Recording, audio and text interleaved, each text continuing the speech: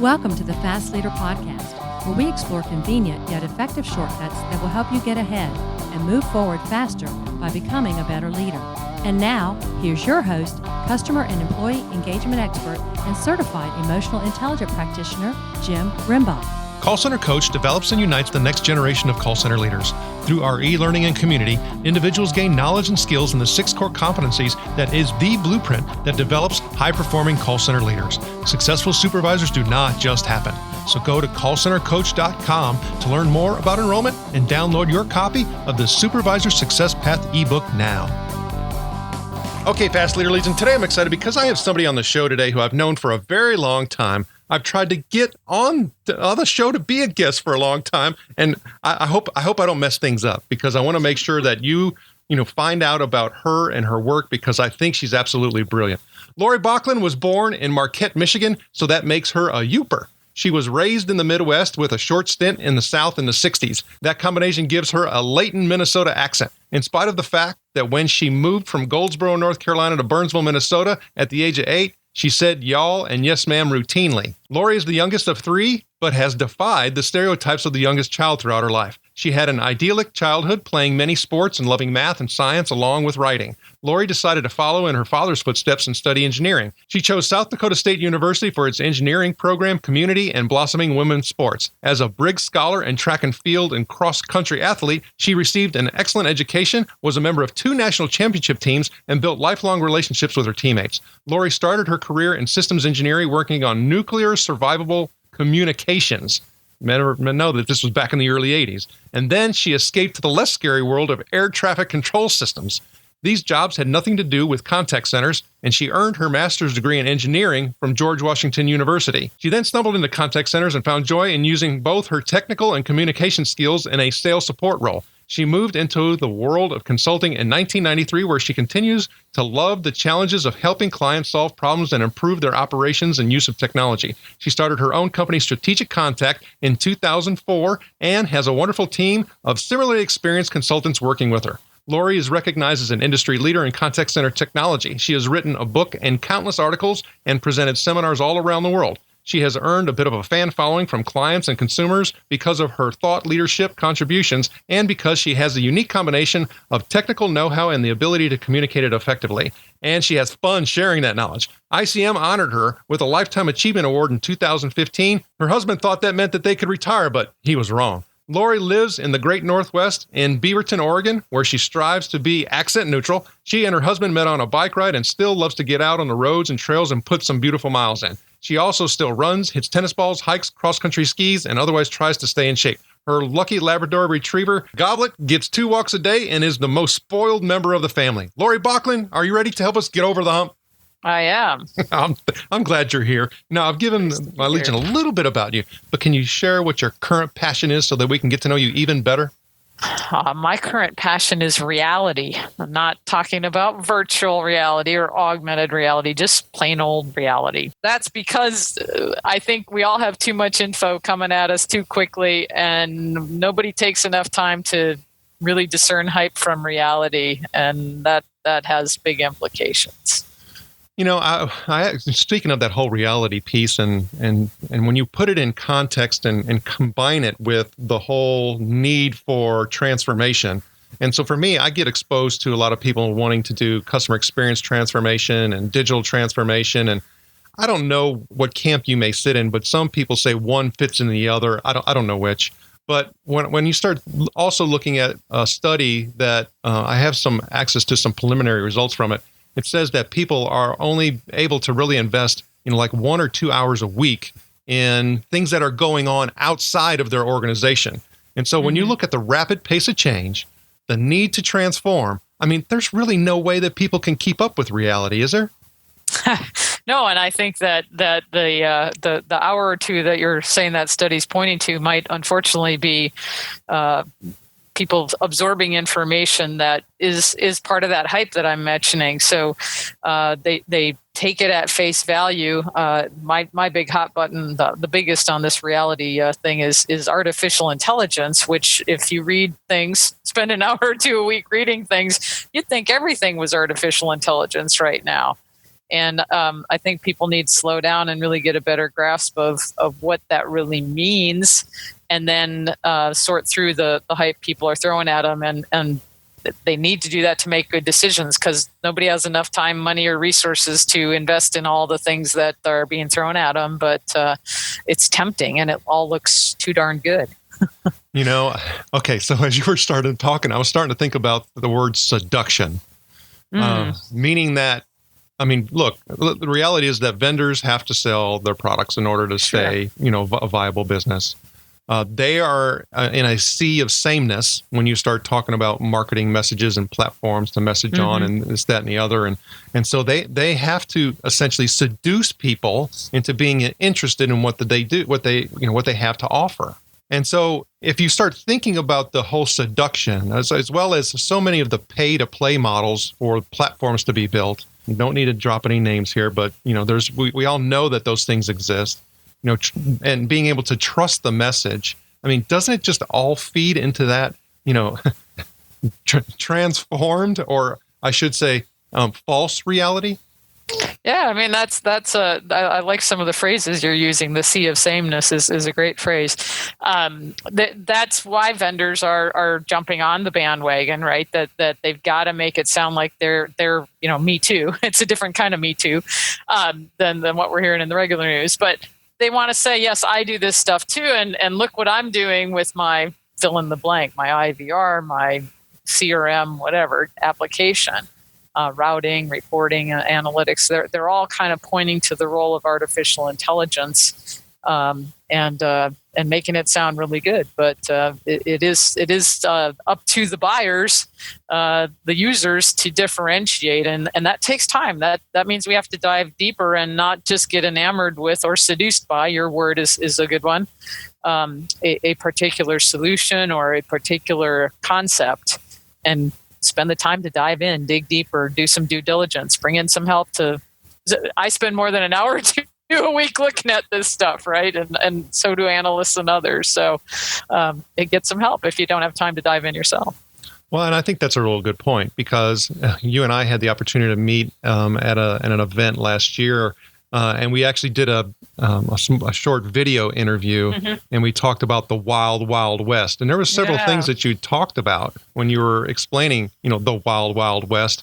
And one important and key component was that due diligence piece. And you talked about, pressure, and you talked about, need to move. And when you started putting all of these, variables together, it made for, quite frankly, a really important case to make sure that you are, consulting with people who do look at this stuff more than an hour a week. Yeah, I think the Wild West is on both the seller and buyer sides in our market, right? The sellers are out there making massive changes. The cloud, which you alluded to earlier, is a different way of buying. Artificial intelligence and lots of other innovations are coming in. So there's massive change and very fast change on the selling side from the vendors, and then the buyers are under massive pressure to move faster, to accomplish revenue increases while improving service and cutting costs. And we all know those three things are in tension with each other, right? Those are three dynamics that are difficult, if not impossible, to achieve at the same time. And so the buyers are under this pressure and get enamored with this stuff from the Wild Wild West on the vendor side, and they're living in the Wild West of, I've got to move really fast and get something done, and don't have enough resources to do it. And so it makes for a really difficult dynamic for a lot of people, I think. So that's why we end up helping people put together roadmaps, do planning and assess what's the priorities and what should be happening when, and the interdependencies, or help them really write down requirements and target the right vendors to meet a particular set of needs, because those kinds of things do require some thoughtfulness and some good due diligence, so that you spend the limited time, money, and resources effectively. I had, listening to you, I started thinking about a conversation that I had the other day with somebody about what is referred to as convincer strategies, meaning that we all go through a process by which is part of, it's part condition, it's part wiring. You and I had talked about people's wiring earlier, and that is that most often fall into 4 camps, and know that it's conditional. So if I'm thinking about something that's personal based or something like that, it may be different than when I'm at work, but they essentially fall into these 4 categories, which is automatic, means that they decide pretty easy. They don't need a ton of information in order to be able to make a decision and move forward. They're a number of times person, meaning I need to see validation, so many times before I can actually move forward. And then some people are period of time. Well, I'm not going to do anything. I'm going to see how this all plays out, and then maybe I'll do something about it.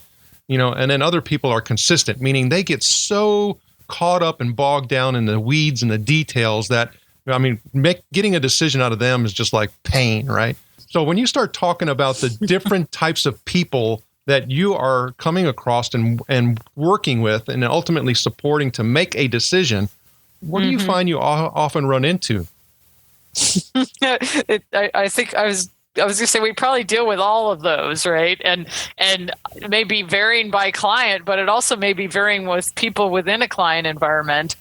And it's one of the great challenges of doing projects, because everybody wants to move fast. That's one of the things we hear most often at the start of a project. And I put project timelines together, and almost inevitably it slows down because of their inability to make decisions. And some of that may stem from a mix of practices, whatever you want to call those strategies that you just laid out.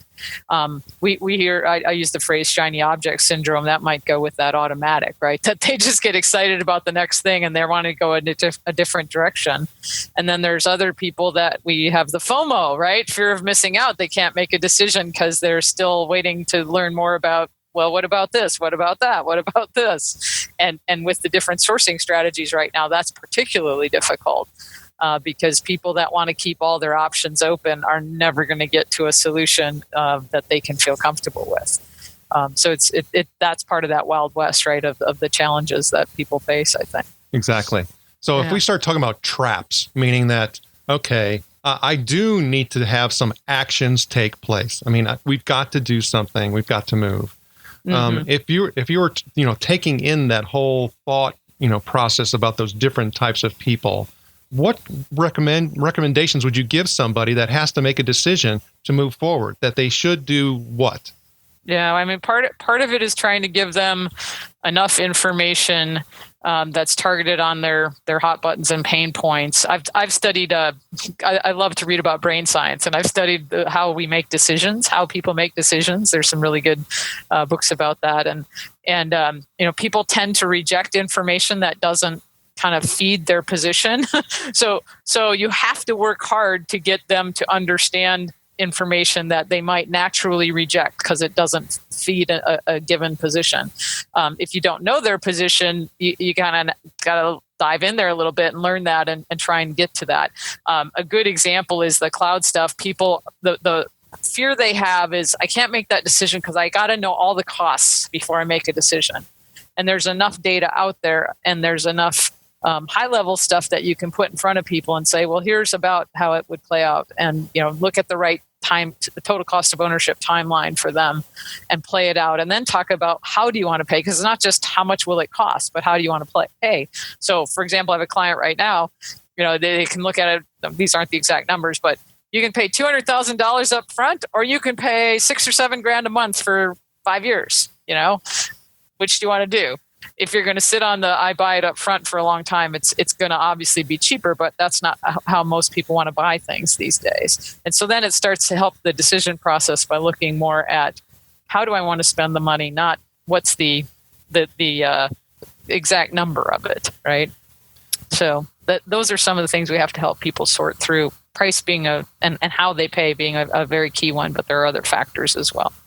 That brings up a really good point for me, because I've come across certain situations where, people would like to move forward and do certain things, but I think you might have mentioned this before, they're not really certain about their internal process, and they move forward down a particular path and then find, something out, like, hey, this is the way procurement particularly operates. This is the way that, we've had some changes take place and we have to, acquire whatever it may be.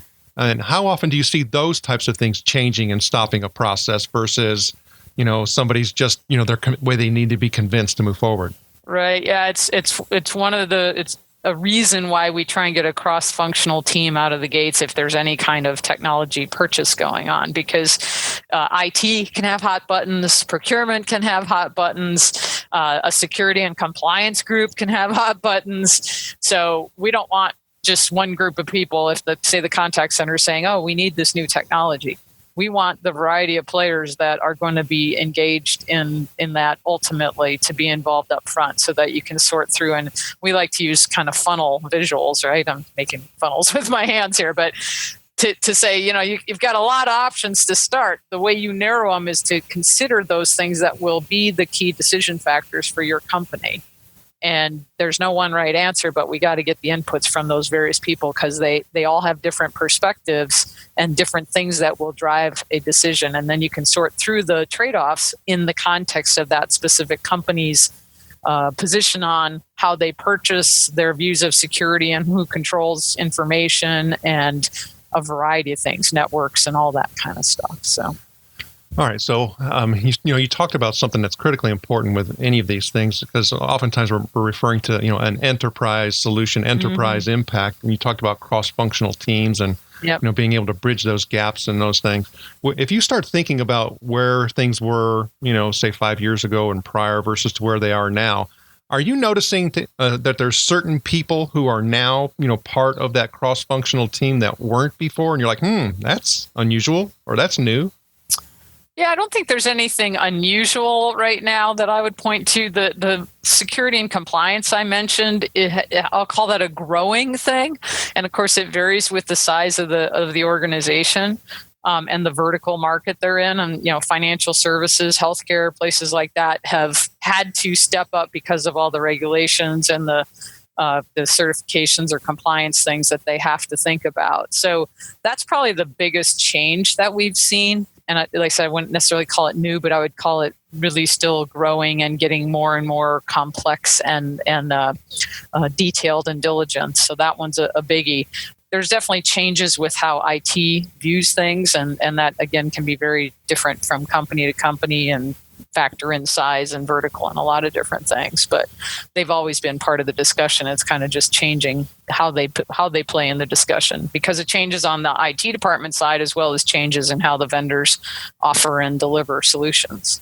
So when you start thinking, I remember being part of certain, types of, consulting projects where it's, the contact center was not, it was one of the contributing areas in, the whole decision when it comes to technology and communications.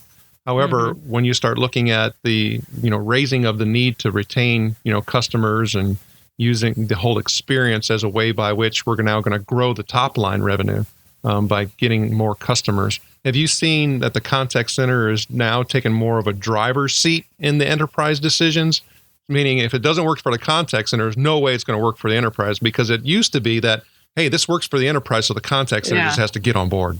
Right. And you mentioned in my intro, I'm a youngest child. So I joke that the contact center is like the youngest child. It gets all the hand-me-downs. And that's not a good thing from a youngest child perspective most of the time, right? So I do think that the profile of the contact center has elevated. I think it's still problematic. And we do a challenges and priorities survey every year. We've done it for 3 years running now. And our results are just published in January through Contact Center Pipeline. And it's funny to me that the challenges and priorities still show a very strong problem in the getting the respect for the contact center. So it's just still a big issue that centers face, and then the collaboration with other departments. So I see improvement, but I see opportunity. It still needs to get better. Well, who needs customers anyway, right? Right. So I was on a webinar earlier today on journey mapping, right? It's part of why things like journey mapping and the customer experience, those things have become high profile and trendy because people get it that we have to have that focus. We talk about the ecosystem all the time. The contact center is part of an ecosystem. It depends on so many other departments, and so many other departments impact it. And so there's a strong need to have that increase the understanding. It's one of my hot buttons in the article about that, the survey results. I gave 3 things that people, if they want to start getting better awareness across other departments, some things they can do, some fairly practical and tangible things that are hopefully relatively easy to pull off to get people to understand the role of the center. And I highlighted the results of that report also on an article that I had done for Call Center Coach, which was actually picked up and syndicated by Customer Think. And I really focused in on that whole, you're welcome. I really focused in on the whole piece that came out in regards to change and transformation. Mm-hmm. And I think that, for me, I took a little bit different approach and I guess I put my lens to it, I guess you'd say. Yeah, that's good. And, it really connected with a lot of people. I got more feedback on that particular article, and we'll link it to your show notes page than many I had written throughout the year. So thanks for doing that report, and I hope you continue to do it. Yeah, we will. So when we start talking about, making these decisions and the pressure to perform and all of the things associated with, where we are today and the increasing consumer demands and demands on the business from a threat perspective and disruption and all that, it could just be charged with a lot of emotion. And one of the things that we look at on the show in order to give us some that's hopefully positive are quotes. Is there a quote or two that you like to share? Yeah, I collect quotes. I have a set of slides I put up when I'm doing my my seminars at the conferences and play them at the start or on the breaks and that, so that people have something to look at and think about and laugh about. And so I'll use one of my favorite quotes that I use there, and it's about change. And the quote is, "The only people who like change are wet babies and panhandlers." And I like it because it always gets a laugh, right? But it also kind of causes people to pause. They have to think about it for a second, and then they get it, right? And I like it because it kind of catches people. We, in a lot of business situations, we have people say, "Oh, we're really good at change. We change all the time." And I'd like to differentiate that just because you change all the time doesn't mean you're good at it, or that people like it, or that you're doing it well. And so I like to kind of challenge people on that really very few people like change. And when they do, it's really only when they're in control of it.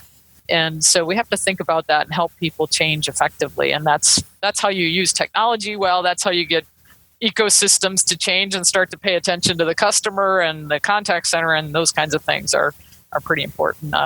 Change plays a huge role in them. Well, and I think for you and I have talked many times, and I know all of the people on your team have gone through change management, and then something else, which I think would help with the whole change process since it is so painful, and that is improv. Mm-hmm. So what has improv actually done, for the work that you guys do? Well, I took my team to an improv workshop. I found out they were scared to death. They told me this afterwards because they thought they were going to be on stage and stuff. But it's an improv application to the business world, right? And they do some wonderful exercises. And what we learned from that, the biggest takeaway, we learned a bunch of different things, but the biggest takeaway anyone who's ever done anything with improv learns is that the answer is always yes and. In improv, if you reject something, if you say no, or you say yes, but the improv skit will collapse. And using that skill in our business, whether it's interacting with each other or with clients, it gives us a whole new way of sorting through things, solving problems, working as a team. Because somebody gives you an idea, you don't reject it outright. You say, yes, and what can I do with this? And even if you need to kind of take them in another direction, you're building on that and taking them along with you instead of causing them to cross their arms and get defensive, or in the analogy with the skit, or things to fall apart. So I love that. We still use that lingo when we talk with each other, or when we're talking about a situation, and we say, well, what's the yes and approach to solving this? I think that's a really great approach, and it's a really important thing for everybody to really know who's listening, is that one of the main objectives that when you want to get people to buy in, when you want to collaborate, when you want to, or any of those things, is to never respond to whatever they say with but. Yeah. Or no. Or anything that's negative in any way, shape, or form, you want to try to get alongside of them. And that yes and is a great way to do it. And it's really habitual, meaning that you have to create the habit. Yeah, very much so. And I have an article on that topic on our website if anyone wants to read it. It's a fun thing to do. No, it's extremely important advice. So thanks for sharing it. Now, I know that, we have a lot of things going on. I mean, you're continually, pushing, studying, learning, and really making. And that's how I think you contribute and make such a big difference. It's important to your DNA and the way that you operate. But I know that there's also a lot of humps that you've had to get over. So Sure. if you start thinking about a hump that we can learn from, what would it be? Well, I'll tell the story about since we're talking a lot about change. Probably one of the biggest changes I've made in my life, about mid-career, midlife as well. My husband and I lived in the DC area on 9/11. And, that event obviously impacted all Americans in a tremendous way. But I think anyone who lived in D.C. and New York, I'm sure as well, in those areas was impacted more. I mean, we had signs all over the place. We had military patrols. I walked the dog at 5 a.m. and the F-16s are flying overhead. And it was just a very, very impactful, stressful thing. And then we had the anthrax threat and a lot of ongoing things. And I came home from a trip once. My husband had, built our little stock in the basement because they were telling everybody to get ready for the next thing. And it was awful. And then the DC sniper, for those that remember that occurred. And that was kind of the last straw for us. And we basically felt like life's too short to live this way. We're living in constant fear. And it was an awful feeling. We loved where we lived, the work we did. My job moves, but my husband's job didn't move. But we decided we were going to move. We need to get out of there. And so that's a hard thing to decide when you love people and places and that. And then we didn't know where we were going. Then the next question was, okay, well, where are we going to go? So we pursued a very methodical approach to figure out the answer to that. And back to our decision-making discussion earlier, we made a great decision. We landed here in the Great Northwest in the Portland, Oregon area, and had to go through a lot to do that. It was very exciting and incredibly scary at the same time, but it worked out. And then that inspired that kind of change, that willingness to take some risks and take some trade-offs, inspired me to start my own company. So months later, that wasn't the intent when we moved, but months later, I got up the nerve to do that. And it really was a lesson learned on both fronts, that if you're willing to take some chances and really risk things and make some big changes, you can make some sacrifices, you can have some big changes that are very positive in your life. Okay, so I have to ask, I mean, with both of you being, quite the athletic folks, I mean, was it because Nike is the center of the universe in Beaverton, Oregon? Was that it? No, that actually did not weigh in. But we certainly the bicycling. My husband and I met on a bike ride, as you mentioned, and so we're avid cyclists. And quality of life, affordability, lots of different factors that we looked at. And we went and visited. We had a short list, and we went and visited places and made our choice. So it worked out well. Well, for a very short time in high school, my family moved out to Beaverton, Oregon, and I spent the first semester of my junior year at Beaverton High School. It's a small world, Jim. It is, I tell you. Unfortunately, I didn't get to finish, which was very disturbing, because for me, I was a baseball player, and I played first base, and their first baseman graduated the year before, and so I was excited to get ready to play, and we ended up moving, and I'll be gosh darned if the team didn't win the state championship that year. Yeah. Baseball's big here. People are surprised, but it's big here. OSU's had a couple national championships. So. Yeah, crushing blow. So I have fond and fearful and dreadful memories of Beaverton, but since you're there, I will focus on the positive side. There we go. Okay. So yeah, I know when you start thinking about, where you are doing, yes, you do some things consistently and you're doing some new things. And, I know you and like Mike also love to travel and all that, but I know you have several goals that you're always, working on, here, and juggling, I guess I should say. But if you were to pick one that's most important to you, which one would it be? Yeah, that's an interesting question, because I'm not the type to, write down my priority list of goals or anything. And I kind of view them as constantly evolving and having slightly different paths, because our personal and professional lives are we all write or pursue different goals in those areas. So if I think about kind of top goals, it's around, I would say, foundations and foundations of my view of life that I think probably align with a whole lot of people are to make an impact and contribute and help others. And, on the professional side, you do that in ways related to your work. Obviously, for me, that's helping a client solve a problem, succeed, helping an employee do something really well and coaching and developing them.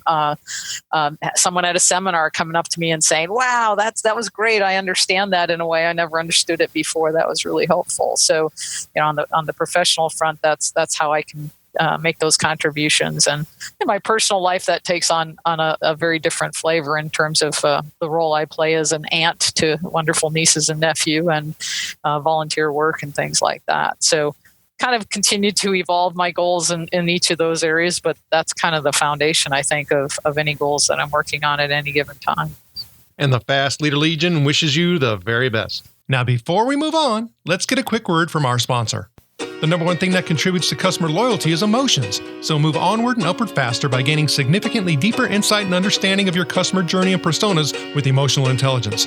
With your empathy mapping workshop, you'll learn how to evoke and influence the right customer emotions that generate improved customer loyalty and reduce your cost to operate. Get over your emotional hump now by going to empathymapping.com to learn more. All right, here we go, Fast Leader Legion. It's time for the Hump Day Hoedown. Okay, Lori, the Hump Day Hoedown is a part of our show where you give us good insights fast. So I'm going to ask you several questions, and your job is to give us robust yet rapid responses that are going to help us move onward and upward faster. Lori Bocklund, are you ready to hoedown? As long as I don't have to talk as fast as you. No problem. Let's hoedown. So what do you think is holding you back from being an even better leader today? I'd say time. I live in a constant state of triage, and that makes it a little difficult for me and for those I lead. And I think it's something we can all work on and improve on all the time. What is the best leadership advice you have ever received? Do the right thing. Let integrity and honesty guide you. What is one of your secrets that you believe contributes to your success? I think I have really good problem solving, critical thinking skills. That's what engineers do, and I get to apply them in very interesting ways. What do you feel is one of your best tools that helps you lead in business or life?